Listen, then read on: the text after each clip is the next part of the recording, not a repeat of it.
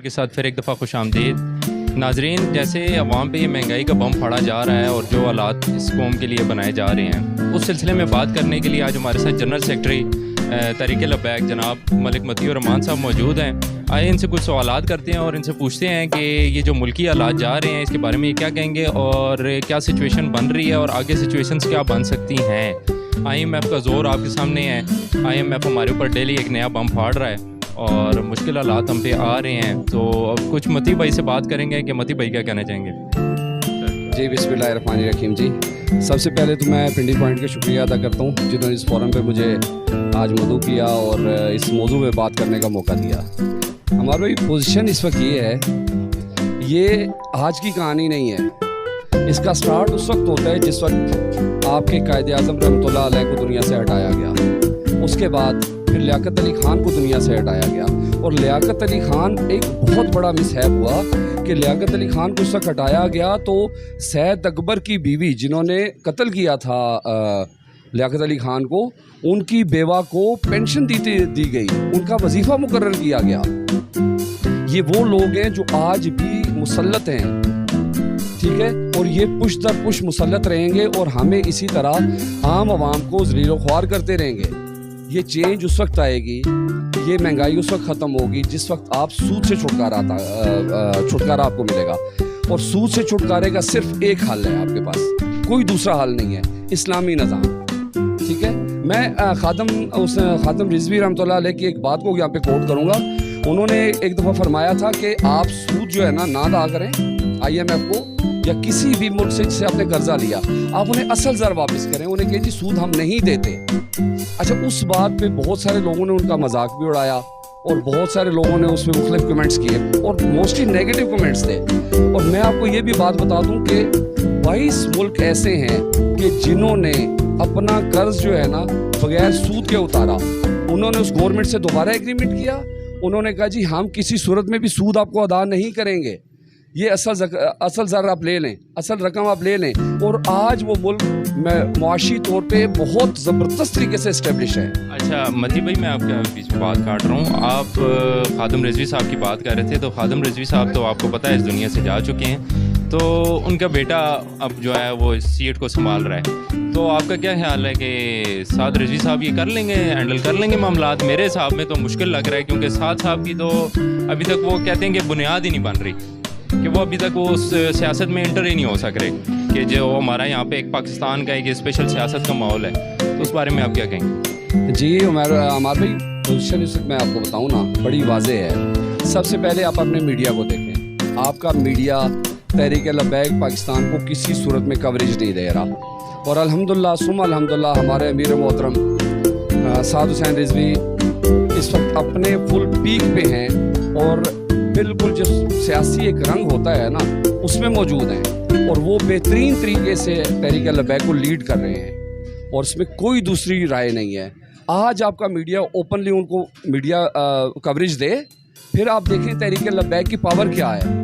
अच्छा, किसी भी जगह पे आप जाके देख लें, हमारा जलसा नून लीग या PTI या पीपल्स पार्टी से किसी सूरत में भी कम नहीं होता और हमेशा उनसे ज़्यादा ही होता है, ठीक है। ये चेंज आई है बाबा जी के दुनिया से जाने के बाद, इसमें मज़ीद बूस्ट आया है और दिन ब दिन जो है ना हमारी अल्हम्दुलिल्लाह जो है ना हम मज़ीद तरक्की कर रहे हैं। हमारे अंदर मज़ीद जो है ना एक करी जा रही है, एक करंट आ रहा है, ठीक है। हमारे खिलाफ जो ताकतें काम कर रही हैं ना, उसके बावजूद वो लोग जो बाकी लिबरल्स को जो है ना सपोर्ट कर रहे हैं और हमें जो है ना पीछे हटा रहे थे, आज वही लोग जो है ना हमारे साथ खड़े हो रहे हैं। क्यों खड़े हो रहे हैं? क्योंकि उन्हें दीन की पावर का पता चल गया है। किसी सूरत में भी आप देख लें, आप सूद से छुटकारा पाएंगे तो इस मुल्क में तरक्की आएगी, अदरवाइज नहीं आएगी। अच्छा मती भाई देखिए, हम तो कर्जे में डूब चुके हैं, हमारी बच्चा डूब चुका है। हम एक टॉफी लेते हैं, उस पर भी टैक्स अदा करते हैं।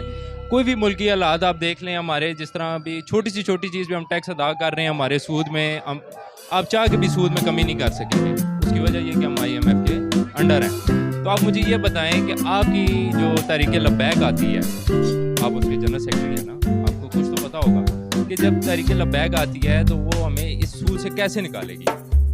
जी अल्हम्दुलिल्लाह हमारे पास भी बड़े पढ़े लिखे लोग मौजूद हैं, इकोनॉमिस्ट हैं, हमारे पास भी अच्छे लोग हैं। ठीक है, आप ये मत समझिएगा ये उलमा की जमात है। ठीक है, उलमा हमारे साथ खड़े हैं और प्रोफेशनल लोग भी हमारे साथ मुकम्मल तौर पे खड़े हैं। हमारे पास तमाम प्रोफेशनल्स मौजूद हैं और उसी तरह मौजूद हैं जिस तरह बाकी पार्टीज़ के पास है, बल्कि उनसे बेहतर हैं। रीज़न ये है कि हमारे पास एक अलमिया और है हमारा, कि हम उलमा को जाहिल समझते हैं। हमारे पास दीनी तालीम भी है अल्हम्दुलिल्लाह, हमारे पास जो है ना प्रोफेशनल एजुकेशन भी मौजूद है और हमारे पास सारे स्किल्ड लोग मौजूद हैं जो स्कूल को चला सकते हैं। हाँ, लेकिन एक चीज़ याद रखिएगा, हमारे लोग बिल्कुल दीनी पैरामीटर्स पे चलेंगे, कुरान के पैरामीटर्स पे चलेंगे, जो आका करीम सल्लल्लाहु अलैहि वसल्लम ने हमें जो तालीमात दी हैं उस पे चलेंगे और उसी चीज़ में ही तरक्की है। हमारे अंदर जो इस वक्त खराबी है वो सारी की सारी इसीलिए है कि हम सूद से छुटकारा पाना ही नहीं चाह रहे। अगर हम आज से सूद से छुटकारा लेंगे ना तो इन लोगों की रोटियां बंद हो जाएंगी। ठीक है, इन लोगों की रोटियां बंद हो जाती हैं, इनके खाने के जो अंदाज हैं, तरीकाकार हैं, वो सारे के सारे बंद हो जाते हैं। अच्छा मती भाई, मैं आपकी बात काट दूँ, सॉरी, मुझे ये बताएं, आपने कहा जी हमारे पास प्रोफेशनल जो है इकोनॉमिस्ट बैठे हुए हैं, कोई हमें भी बताएं कि आपके पास कौन से इकोनॉमिस्ट हैं, कोई जो आपके अगर मिसाल हुकूमत आ जाती है तो वो कौन से इकोनॉमिस्ट हैं जो इस मामला को सेटल करेंगे, कि उनकी कोई हमें थोड़ा सा बताएं ना कि वो क्या है, उनकी क्या क्वालिफिकेशन है और क्या वो कर सकते हैं। आप इंशाल्लाह देखेंगे वक्त आने पे कि हमारे पास किस टाइप के लोग हैं। ठीक है, अभी वक्त नहीं है, इलेक्शन अनाउंस होने दें इंशाल्लाह और अजीज़। इस दफ़ा जो मुकाबला होगा आप लोग भी देखेंगे कि तहरीक लबैक किस तरह स्टैंड लेती है। अभी जैसे हमारे साथ कराची में हुआ, कराची में मशीनरी ने जानबूझ के हमें जो है ना पीछे हटा दिया। ठीक है, 299 जो है पोलिंग स्टेशंस के रिज़ल्ट हमारे हक में थे, जबकि 10 पोलिंग स्टेशंस के जो है ना रिज़ल्ट कैसे हमारे खिलाफ हो गए, जहाँ पे हमारा सबसे ज़्यादा वोट बैंक था। बेसिकली असल इशू यही है कि अगर तहरीक लबैक को आगे आने देंगे, हमारे लोग काम करेंगे तो इनकी रोटियां बंद होती हैं। बाबा जी अलैहि रहमत फरमाते थे कि जिस वक्त दीन आएगा ना, ठीक है, तो दुनिया देखेगी उस वक्त गरीब और अमीर में फ़र्क नहीं रहेगा। इस वक्त मसला यही है कि इनकी जो बिल्डिंग्स हैं दूसरे मुल्कों में 8-8, 10-10 एक ही रो में बिल्डिंग्स आप देख सकते हैं। इसहाकदार साहब भी मौजूद हैं, एवन फील्ड्स में आप जाके देख लें, आप कनाडा में जाके देख लें, आप यूके में जाके देख लें, आप अमेरिका में जाके देख लें, इन लोगों के पास क्या कुछ नहीं है। और अभी भी 235 रुपए का पेट्रोल होने के बावजूद डेली आपकी नून लीग प्रॉपर्टीज खरीद रही है। वहां पे डेली किसी ना किसी मुल्क में प्रॉपर्टीज खरीद रहे हैं। बाबा जी रहमत एक बात बड़ी खूबसूरत कही थी, उन्होंने कहा था आज जरदारी फैमिली, नवाज शरीफ फैमिली, उसके बाद इमरान खान, ये अपनी सारी प्रॉपर्टीज बेचें तो इस मुल्क के कर्जे अदा हो सकते हैं, लेकिन ये लोग मुखलिस नहीं है। मैं आज हल्फन कहता हूं, अगर ये मुखलिस हैं, आज अपनी प्रॉपर्टीज बेचें, मुल्क को दोबारा खड़ा किया जा सकता है। कुछ नहीं होगा किसी सूरत में, ये जहन में रखिएगा। लेकिन ये जलीलो ख्वार हो जाएंगे सारे, जितने सूद पे हमें चलाने की कोशिश कर रहे हैं ना, ये जलीलो ख्वार हो जाएंगे। लेकिन इस मुल्क को नहीं होगा कुछ, क्योंकि वो आका करीम सल्लल्लाहु अलैहि वसल्लम की दुआ से बना है। अच्छा, ये मुझे आप एक और बात बताएं कि ये हमारा जो ऊपर अभी 235 रुपये लीटर हम पेट्रोल खरीद रहे हैं, तो आने वाली हुकूमत तक आपका क्या ख्याल है, किधर तक ये पेट्रोल जा सकता है? मतलब ये आगे इलेक्शन में करीब ही है, जिस तरह की सिचुएशन बनी हुई है, तो ऐसी लगता है कि मेरे साथ 7-5 महीने में इलेक्शन नज़र आ रही है, चांसेस नज़र आ रहे हैं, अब आप भी देख रहे हैं। तो उसमें एक सबसे पहला पॉइंट आप मुझे क्लियर कर दें कि आपकी पोजीशन क्या होगी, तहरीक लबैक आपको किस पोजीशन पे नज़र आ रही है। दूसरी बात ये मुझे बता दें कि मिसाल के तौर पे कुछ भी हो सकता है, ये मुल्क हमारा पाकिस्तान है, तहरीक लबैक की हुकूमत आ गई, हमने एक एग्जाम्पल ले ली। आप मुझे ये बताएं कि आप क्या स्ट्रेटजी अपनाएंगे अपने मुल्क के लिए, क्या आपने सोचा हुआ है, अपने इलाके के लिए क्या सोचा हुआ है, ज़रा प्लीज़ एक्सप्लेन। सर बात यह है कि आज तक हम नाली गली की सियासत करते रहे हैं। ठीक है, हमने अपनी जो आने वाली नस्ल है उसको हमने बिल्कुल दीन से हटा दिया, सिर्फ किस चक्कर में डाल के, पैसे के चक्कर में डाल के, सूद के चक्कर में डाल के। हमारी सबसे बड़ी प्रायोरिटी यही होगी कि गरीब के घर में खाना मौजूद होना चाहिए। इस वक्त आप देख लें जो पेट्रोल की सूरत हाल है, पेट्रोल की वजह से हर चीज़ इफेक्ट होती है। और इस वक्त पोजीशन ये आप बड़े वाज़े देख सकते हैं कि पेट्रोल पंप वाले अपना हिस्सा निकाल लेते हैं, गाड़ियों वाले अपने हिस्सा निकाल लेते हैं, हम कॉर्नर पे जाएं वो अपना हिस्सा निकाल लेते हैं, शॉपकीपर वाला अपना हिस्सा। आखिर पे बोझ सारा आ जाता है कंज्यूमर पे। कंज्यूमर कहाँ से पूरा करेगा? ठीक है, हमारी प्रायोरिटी ये होगी किसी भी सूरत में कि हम सबसे ज़्यादा जो है सफ़ेद गरीब को सपोर्ट करें। ठीक है, और उसके बाद जो है ना हम इस मुल्क की बाकी निज़ाम को देखेंगे। जब तक रोटी नहीं मिलेगी गरीब को, उस वक्त तक हमारा निज़ाम नहीं चलेगा। अच्छा मती भाई, अभी हमने IMF से कर्जा तो लिया हुआ है, वो हमने इन दी एंड देना भी है, अब उससे हम इनकारी भी नहीं हो सकते। सूद सिस्टम से आपने काम निकलने की कोशिश करेंगे, जाहिर बात आप भी कोशिश ही करेंगे कि आप इस बंदों का तो आप भी नहीं कह सकते। तो ये मुझे एक और आप बात बता दें कि रशिया ने हमें पेट्रोल की ऑफ़र की थी 40% कम रेट पे। ये तो हुकूमत की तरफ से उस टाइम की जो मौजूदा हुकूमत थी उसने बताया कि 40% कम रेट पे हमें ये मिलेगा पेट्रोल।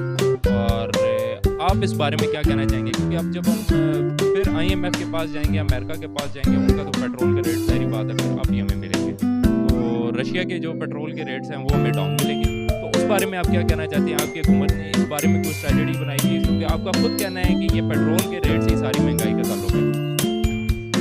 सर बिल्कुल आपकी बात बिल्कुल ठीक है, लेकिन मुझे एक चीज़ अभी तक वाज़ेह नहीं हो पा रही। मैंने भी कोशिश की है, काफ़ी जगहों से पता भी किया है, आपके जो पिछली PTI गवर्नमेंट से पूछा, नई गवर्नमेंट से पूछा, कोई एग्रीमेंट दिखा दें आप रशिया के साथ जो हुआ था, या कि किसी रशिया के किसी बंदे की कोई स्टेटमेंट दिखा दें आप कि 40% या 30% हमें कम पे देंगे। हमारे पास ऐसा कोई एविडेंस मौजूद नहीं है। ठीक है, बेसिकली देखें जो एग्रीमेंट हुआ है ना इस वक्त IMF का और गवर्नमेंट का, पाकिस्तान का हुआ है, इमरान खान का नहीं हुआ। ठीक है, नवाज शरीफ का या अपना शरीफ फैमिली का नहीं हुआ, या शरीफ गवर्नमेंट का नहीं हुआ। ये गवर्नमेंट लेवल पे हुआ है और गवर्नमेंट लेवल पे उसी एग्रीमेंट को लेके चला जा रहा है। ठीक है, इसमें ये सारे लोग इन्वॉल्व हैं। आप इस मुल्क की तबाही में ये सारे के सारे इन्वॉल्व हैं। ना पीपल्स पार्टी पीछे है, ना नून लीग पीछे है, और ना PTI पीछे है। ये जब तक जो है ना ये इस तरह निज़ाम चलता रहेगा, गरीब के लिए उसका जीना बिल्कुल ख़त्म हो जाएगा।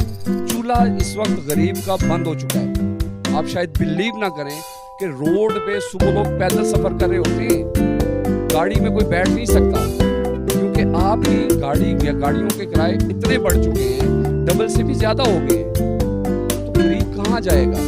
घर उसके खाने के लिए कुछ नहीं है, बच्चे उनके भूखे मर रहे हैं, लेकिन कोई एहसास नहीं किसी को।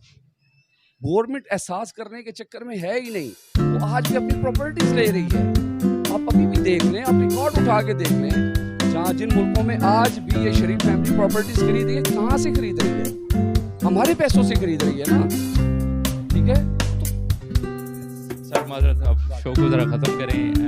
ये थे हमारे मती रहमान साहब, ये जनरल सेक्रेटरी तहरीक लब्बैक। तो इनका आपने जज्बियत सुना सारा। अब आप आवाम से हमारी दरख्वास्त है कि आप भी अपने कमेंट्स करके इज़हार करें कि आप क्या कहना चाहते हैं, और फिर मिलेंगे इंशाल्लाह पिंडी पॉइंट के साथ।